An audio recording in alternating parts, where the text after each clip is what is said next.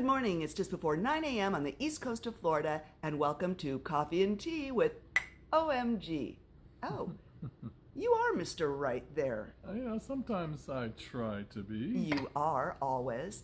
Right. So it's a Friday, so that's good. We've made it through this week and got the jobs news report just came out. Yes, their report was for December. They picked up 250,000 more jobs. Thanks, Joe Biden. So, interesting day today. I'm still freezing, but you know what's going to warm my cold heart? What's that? Well, and that is that today is sentencing day. Happy sentencing day. So, yes, we are at 9:30 very soon here. I'm going to be reporting on that, getting the sentencing of Donald Trump. And he did come out and say that he thought it was fair how the Supreme Court, ruled on that. That was, I don't know, that was a little odd. And people were surprised that Amy Coney Barrett ruled to not stop that, to let it happen. And I was not surprised because in the original immunity ruling, her questioning in the hearing, we all thought she was going to side to not have that immunity ruling happen. Oh, What? let's go. What the heck? What the? You've got popcorn. What are you doing? You made popcorn so we could have popcorn while we watch the sentencing? Yes. Oh, see, you are Mr. Right. Wow, that smells good. All right, so anyway, we thought that the way in all the legal talking heads, Neil Katyal and so on, her questioning seemed like she was not thinking it would be great for him to have this, crazy presidential immunity. So when that ruling came out and she sided with Trump, that was really disappointing. However, when she did that, she wrote in that she did believe the trials should go forward and that the evidence should come out, but she wanted to be the, unofficial stuff and all of that. So in some ways was not surprised that she did side with this. It's disappointing, of course, that it was as close as it was because it should have been a no-brainer that, Sure. of course, Yep. That this should be happening. So we have a lot, looking forward to that. And, of course, we're just seeing more of the tragic news coming out with the wildfires. Now there have been 10 people unalived, and they got a little bit of a break yesterday. The winds had really died down. They were able to get in the planes and do a lot, but now the winds are already picking up. They're concerned. There's 6 fires, and one of their firefighting planes is now grounded because someone illegally flew a drone and it clipped the wing of the plane.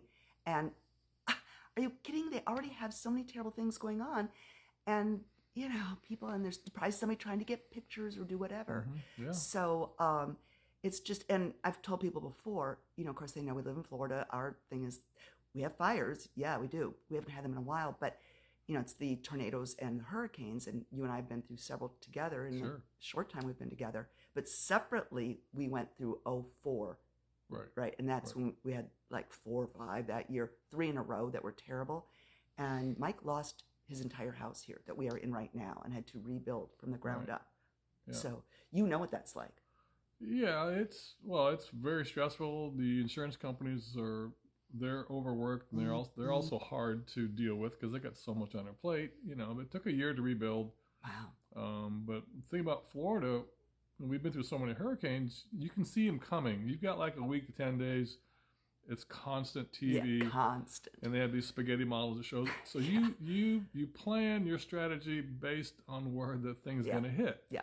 With these fires that come in California or anywhere, they spark so fast and they move so quick. Yeah.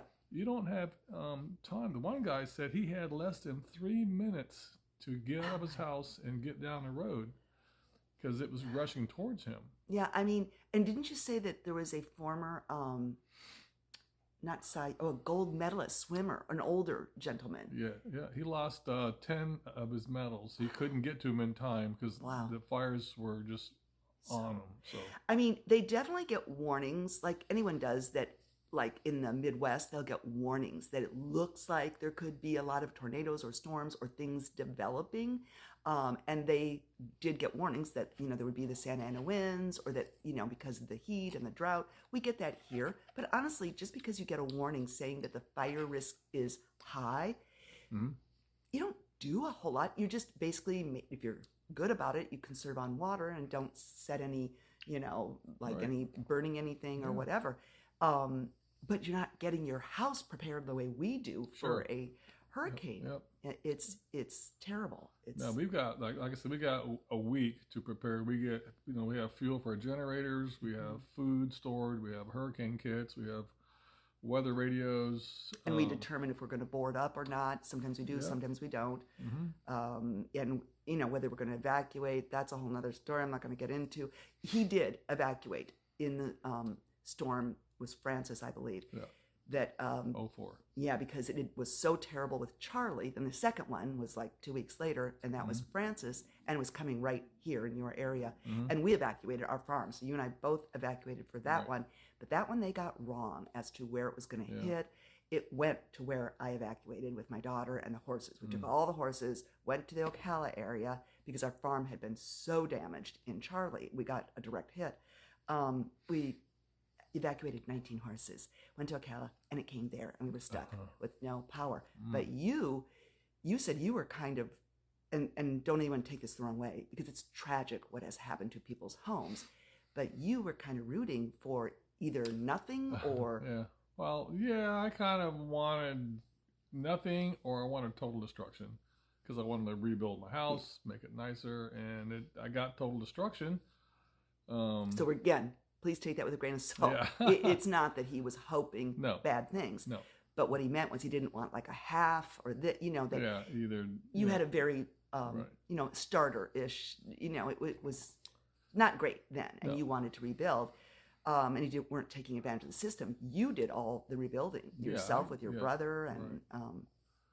And we hired a few contractors to come in and do the mechanicals, but the framing, everything else, we did ourselves to save money, and it took a year. I mean, every you did day, a great job. 7 It's a days great week. house. Yeah. It was a lot of work. And you put in a metal roof, which has been great because it can go up to 200. How much? 250. 250. And now we heard that insurers are trying to say that they don't want people having the shingle and what is that, not the tarp but the asphalt and shingle. They're like, those are no good.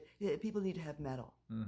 What if you just got a brand new asphalt and shingle roof? I mean, it is true, they aren't, and then the HOAs will tell them they have to have a shingle and asphalt roof to match everything. But again, even though it wasn't good news for you to come here and you have your whole home destroyed. No, it was very devastating, to say the least. It was, was not expected, but I got it. It wasn't my only home that got smashed up. I had our neighbors. Well, you said when you came home, people tried to stop you and said, "Don't look." Right? Yeah, they said, "Don't even go down there." So it was pretty bad. And you had just the original floors. They're wood floors. They're beautiful. It was just the original floors. The pool and the fireplace are basically all that is left from the original home. Pretty much, yes. Yep. Except there was a cage around the pool, and that's gone. And did they mark on the doors to make sure that people were not, inside, something like that? When we got here, the fireman had just came out of the house, and he took a can of red spray paint, and he made a big mark on the side of my house. What are you doing? He looks at me, he goes, "Does it really matter?" He said, "I'm checking to make sure that it's clean, that there's nobody hurt." So that's how they kind of mark the houses. To see if there's any unalived in there. Right. And also, even though they did, the people do rely on the government for assistance and the insurance, so you need both. But they paid for an apartment for a year, and that was it. It was only going to be a year, so you had to get it done. But you still had to pay all your mortgages, your taxes, everything on this, on a house that didn't exist. Right. And there's a few things here that you can tell at the very end. You're like, okay, it's fine, it's good enough. A few little, you were by the end of the year, you were like, I'm over this. I was tired. Yeah. So again, not like our story is like anyone else's, but Mike's heart really goes out to these people that have Yes. lost everything. I know exactly how they feel. Yeah, I mean, it's, but he's saying he feels like it's worse for them because oh yeah, it is much worse, much worse. yeah. Yes. So, all right, everyone. Well, we are ready with the popcorn and the tea. So, or is that cocoa today? So, all right, everyone. I'll catch y'all later. I'll keep you posted. Have a great day.